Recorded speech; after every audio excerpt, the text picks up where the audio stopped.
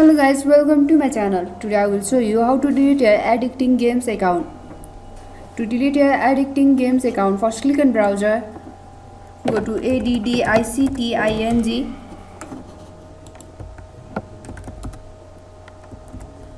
games.com.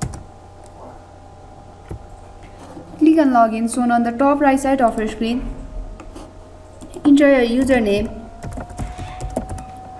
password,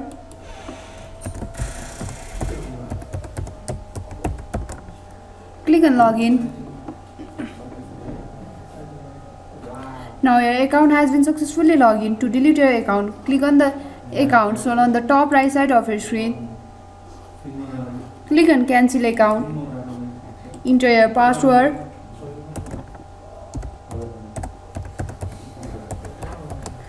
Click on cancel account.